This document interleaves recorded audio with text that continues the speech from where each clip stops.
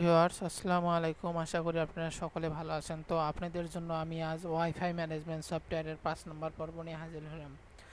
তো আমি এর আগে দেখাইছিলাম যে আপনারা কিভাবে পর্ব 1-এ আমি রিভিউ দেখাচ্ছি আমাদের সফটওয়্যারটা কীভাবে কাজ করে। পর্ব 2-তে আমি দেখাইছি কীভাবে এক্সেল শিটের টাইটেলগুলো কীভাবে ঠিক করা যায়, এবং আমি আরও 3, 4, 5 নাম্বার পর্ব তো অনেক কিছু দেখাইছি। তো চলুন আমরা এখন নেক্সট 5 নাম্বার টিউটোরিয়ালে চলে যাচ্ছি। তো আমরা সর্বপ্রথম যে কাজটা করব, আমি এই যে 5 নাম্বার টিউটোরিয়ালে আপনাদের দেখাইছিলাম, 4 নাম্বার টিউটোরিয়ালে আমি দেখাইছিলাম যে এই জিনিসগুলো আমরা কিভাবে ক্রিয়েট করব। এই জিনিসগুলো দেখুন ক্রিয়েট করছি, করার পরে এবং আমি এখান থেকে যে ভিভিওতে গেছি, যাওয়ার পরও আপনাদের এই ভিভিওটা কীভাবে ডিজাইন করতে হয় সেই জিনিসটা আমি দেখাইছি, তাই না? তো আশা করছি আপনারা সকলে এই ডিজাইনটা দেখে আপনারা করে ফেলতে পারছেন। আপনারা সহজভাবে যে জিনিসটা করতে পারেন, এই যে এইখানে ফ্রেমটা আমি জেনেছি, এই ফ্রেমটা আপনারা ইচ্ছা করলে এই ফ্রেমটা আপনি 1 নম্বর ফ্রেমটা আগে রেডি করবেন। এইভাবে ইউজার নেমগুলো দিবেন, এখানে সমস্ত নামগুলো দেওয়ার পরে আবারও দেখুন এখানে আমরা কি নিয়েছি, এটার নাম হলো ক্যাপশন, অথবা এটার নাম হলো আমরা দিতে পারি, এটার নাম হলো লেভেল। এই লেভেলগুলো আমরা নিয়ে আমি এখানে নামগুলো টাইপ করে দিয়েছি। আমি এর আগের ভিডিওতে আপনাদেরকে দেখাইছি, আশা করি আপনারা বুঝতে পারছেন। এই লেভেলগুলো আমরা এভাবে সাজাই নেব। নেওয়ার পর এই টেক্সট বক্সগুলো আপনি আগে নাম দেওয়ার দরকার নেই, আগে সমস্ত টেক্সট বক্সগুলো এরকমভাবে সাজাই নেবেন। তারপরে একটা করে টেক্সট বক্সে ক্লিক করবেন, এই অনুযায়ী এখানে 41 আমি বলছিলাম, এখানে 41 করে দেবেন। এখানে ধরুন অন্য কোনো যদি টেক্সট বক্স এখানে থাকে, তো সেটা মনে করেন ধরেন আপনার টেক্সট বক্স যেটা, সেটা হলো 2 নাম্বার, এখানে ক্লিক দিলে দেখাচ্ছে। তো 2টাকে আপনি এডিট করে এখানে জাস্ট এখান থেকে 28 টাইপ করে দেবেন, এই যে টেক্সট বক্স 28। তাহলে এভাবে করে আপনি সিরিয়াল নাম্বারগুলো আমারটার মতো সেম টু সেম করে ফেলবেন, তাহলেই সফটওয়্যারটি সঠিকভাবে কাজ করবে। আপনাদের যদি কোথাও লিখতে ভুল হয়, তাহলে কিন্তু সফটওয়্যারের রিপোর্টগুলো অনেক ক্ষেত্রে ভুল দেখা যায়, অনেক ক্ষেত্রে অনেক কাজ হবে না। তো আপনারা চেষ্টা করবেন আমার ভিডিওটা বারবার দেখে হলেও এই আমি যে টেক্সট বক্সের নাম যেটা বলছি, যে টেক্সট বক্সের নাম যেটা যত নাম্বার বলছে, যেটা সেই টেক্সট বক্সটা তত নাম্বারই করে দিবেন। হ্যাঁ, তো আমি এই জিনিসটাকে আপনাদেরকে আবার পুনরায় রিভিউ করে দেখাইলাম, এবং আমি এই জিনিসটা আবার কেটে দিচ্ছি। এখন আমি আরেকটা জিনিস দেখাবো, সেটা হচ্ছে আমরা এখানে যতবারই দেখুন, আমি এখানে এই জিনিসটা যতবারই কেটে দিলাম, সেভও করলাম, তাই না? তো আমি যখন যতবার এই জিনিসটা ফাইলটা প্লে করতেছি, তো এখানে আমাকে এই দেখুন এডিটেবল কন্টেন্ট করতে হচ্ছে। তো এই জিনিসটা আমরা বারবার কেন এখানে ক্লিক দিতে হবে? আমরা এই জিনিসটা বারবার ক্লিক দেব না। তো এই জন্য আমরা একটা সেটিং করতে পারি। সেই সেটিংটার জন্য আমরা ফাইলে চলে যাব, ফাইল থেকে আমরা যাব অপশন থেকে যাব ট্রাস্ট সেন্টার। এখানে যাওয়ার পর আমরা ট্রাস্ট সেন্টার সেটিংয়ে যাব।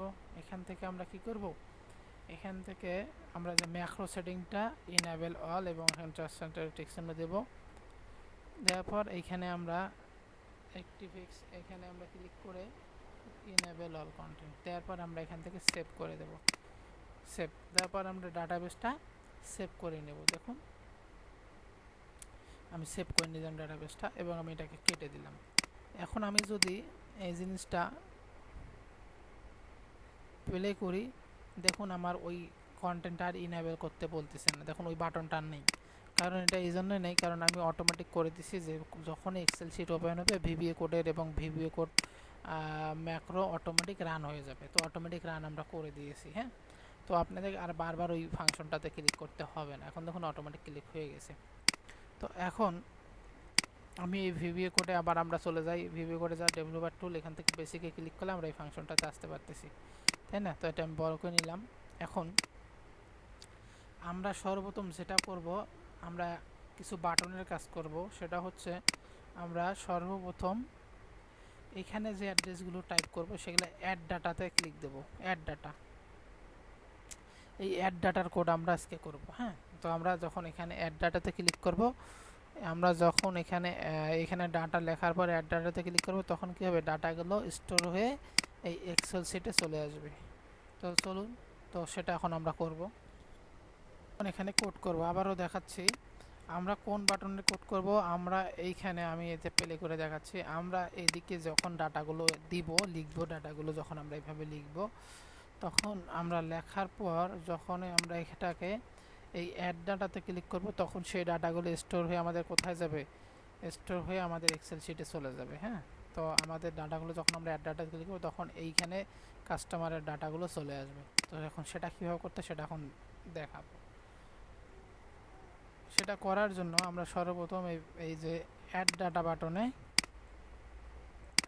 এই যে অ্যাড ডাটা বাটনের নাম কি, BTN1। হ্যাঁ, এই বাটন ওয়ানে আমরা ডাবল ক্লিক করব। এখানে আমরা ডাবল ক্লিক করলে দেখুন আমাদের এখানে কোড লিখতে বলতেছি।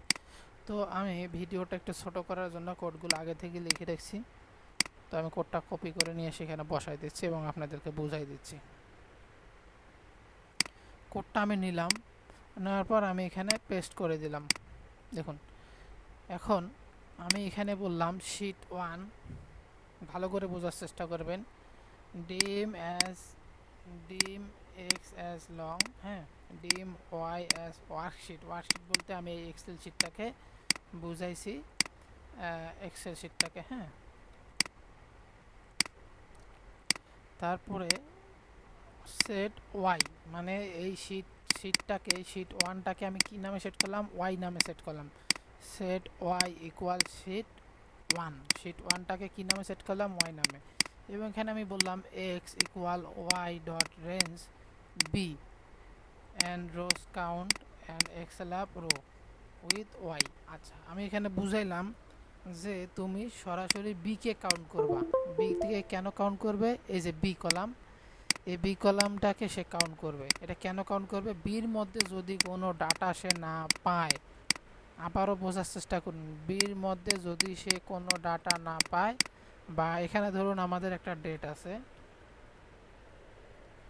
12/6 ধরুন 2022, তাহলে এখানে ধরুন একটা ডাটা আছে। আমি একে বললাম, আবারও বোঝার চেষ্টা করেন কোডটা, আপনাদের কোডটা বুঝতে হবে অবশ্যই। আমি বললাম বিকে বি কলামে সে কি, বিটা সে এই বি, এই দেখুন এক্স ইকুয়াল ওয়াই বলতে কি শিট 1, শিট 1-এর রেঞ্জ নাম্বার কত, বি। এই বিকে সে কী করবে, কাউন্ট করবে, করে এক্সেল আপ রোজ কাউন্ট। আচ্ছা, এটা বুঝাইলো, আমি বুঝাইছি এটা যে সে বিটাকে কাউন্ট করবে, করার পর সে এখানে আসবে, আসার পর সে উপরে যাবে। এই যে উপরে গেলো, উপরে মনে করেন কি সে বিটাকে কাউন্ট করলো, করে দেখলো উপরে যাচ্ছে।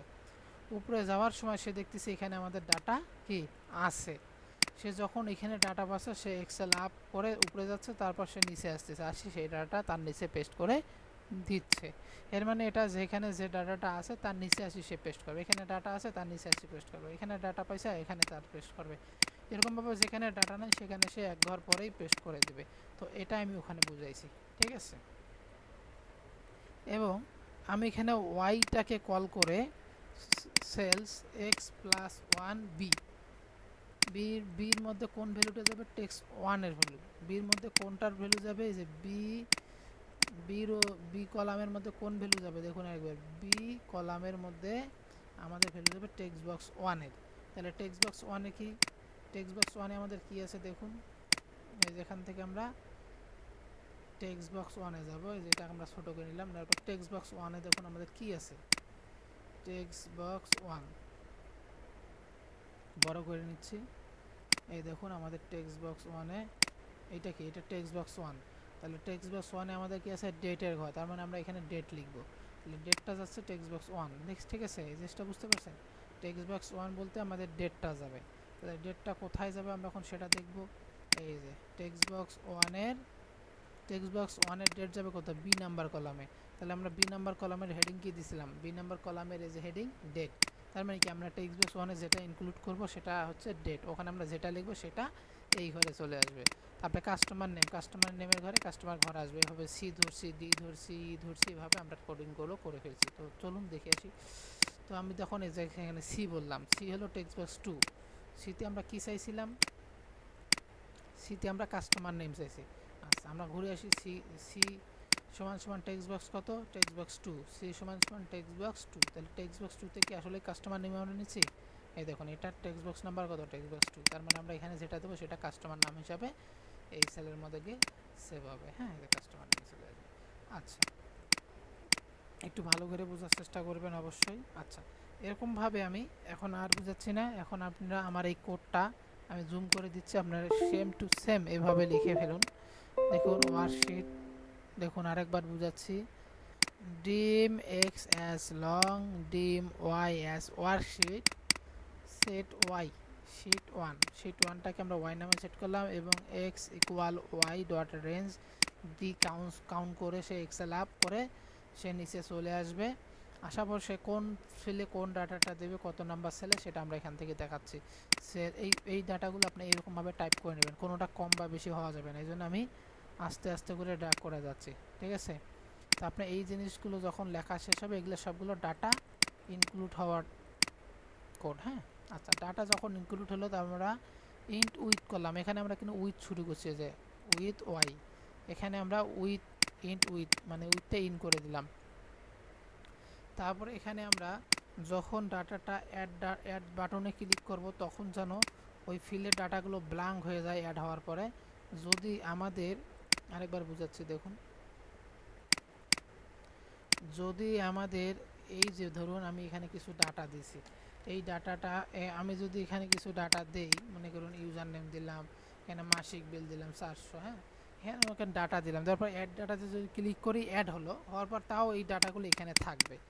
এই জন্য আমি আরেকটা কোডিং করছি, যেন আমরা অ্যাড বাটন যখন দিব তখন এই ডাটাগুলো যেন এখান থেকে মুছে যায় এবং ওই এক্সেল শিটের ওই ডাটাবেজে এই ডাটাগুলো সেভ হয়ে যায়। তো সেটার জন্য আমি এখানে বুঝাইছি যে হলো text box 1, text box 2, text box 3, এই সমস্ত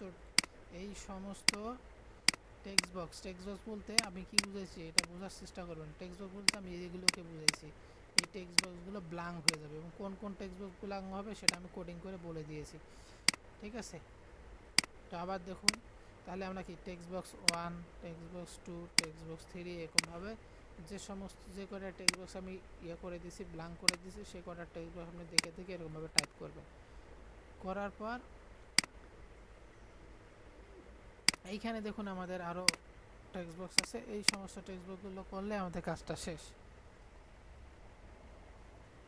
আমি আবারও আস্তে আস্তে ড্র্যাগ করে যাচ্ছি, উপর থেকে ড্র্যাগ করে আসতেছি। দেখুন এই টেক্সট বক্সগুলো আপনি যা যেরকমভাবে আমার টাইপ করা আছে সেটা সেরকমভাবেই টাইপ করবেন।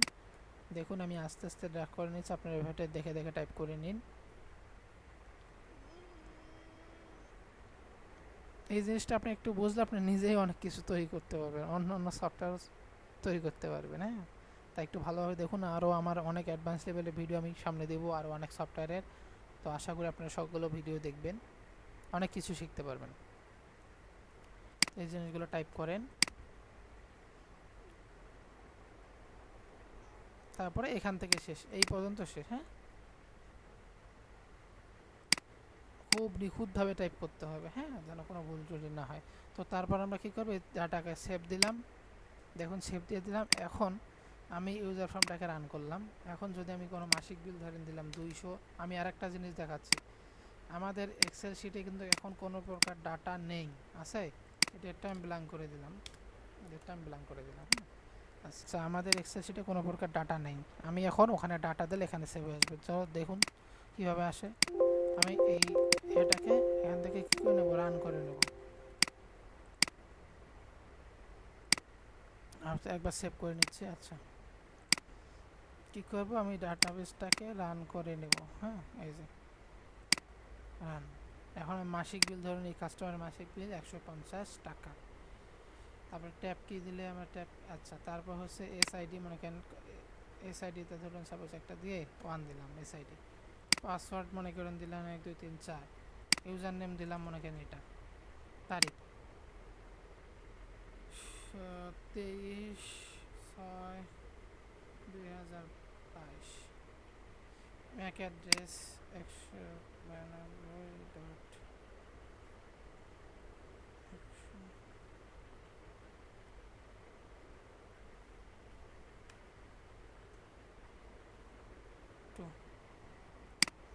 মনে করেন আমার নাম দিলাম, মোবাইল নাম্বার,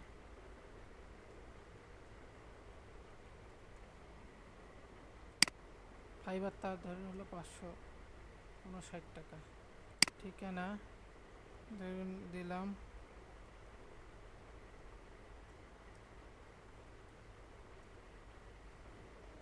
আচ্ছা, নগদ গ্রহণ, ধরুন নগদ সে আমাকে 400 টাকা দিল, আর রাউটার মনে করেন তাকে আমি একটা রাউটার কিনতে বলছি, আমাকে রাউটারটা 1200 টাকা, সার্ভিস চার্জ দিলাম হচ্ছে 600 টাকা। এই হচ্ছে মোট আমাদের টাকা।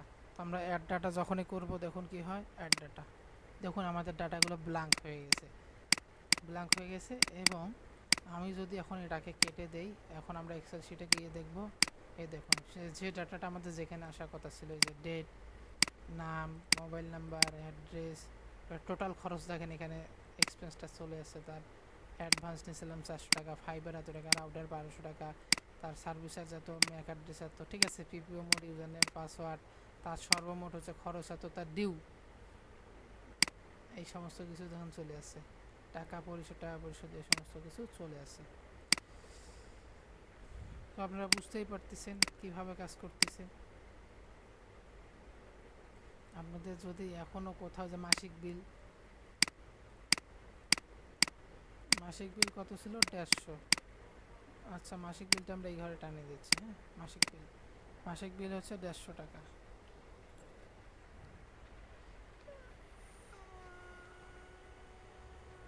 ঠিক আছে, তো মাসিক বিল দেখুন সব কিছু আমাদের জায়গা মতো চলে আসছে। এখন আবারও দেখাচ্ছি আরেকটা ডাটা ইনপুট করে। বিল এটার দিলাম হচ্ছে 300 টাকা, ইউজার নেম, আইডি, পাসওয়ার্ড, তারিখ,